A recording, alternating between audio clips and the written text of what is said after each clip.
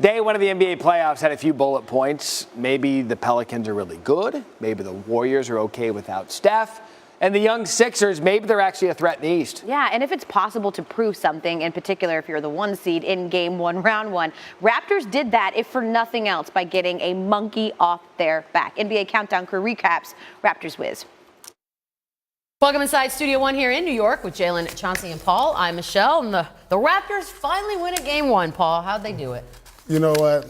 They really overcame the Game 1 monkey. I'm proud of them. But it starts, like I said, with their stars. DeRozan came out in the third quarter and really set the tone for the rest of the game. When the game was in the balance, I really like how he came out. Kyle Lowry came out and did a good job, you know, playing a great floor game, something me and Chauncey talked about. Numbers don't really stick out to you, but I really think they set the tone. And, of course, you know, their bench, which is one of the best benches all year long, really came through for them. We could talk about the bench mob. We can talk about the all-star backcourt.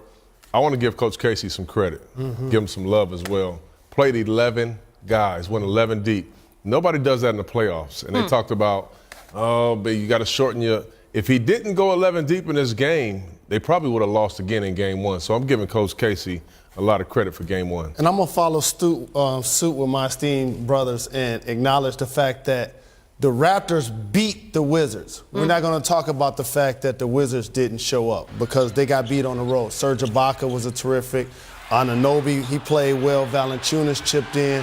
When you have so many guys, Wright played well, all of a sudden you don't have to put as much pressure on DeRozan and Kyle Lowry because it was a team effort on their home floor. Can we just take 1 minute, though, and look at the Wizards and what needs to change for them moving forward?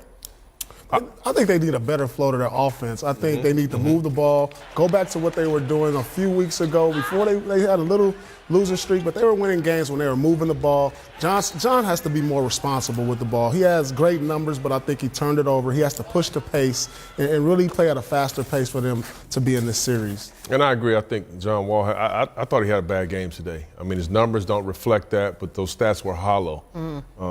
Didn't make people better today. Turned the basketball over, bad decisions on when to shoot, when to pass. Bradley Beal, he should be featuring Bradley Beal. Didn't do a good job of that.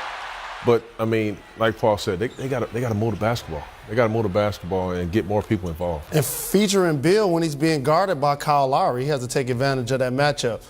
Morris was terrific. He played quality minutes, but I want to see more from Oubre. And Paul all season has been telling me how good Otto Porter Jr. can be. Well, he showed it when John Wall was out. Right. Now let's see if he can play that way with Wall back in the lineup. The Raptors finally break the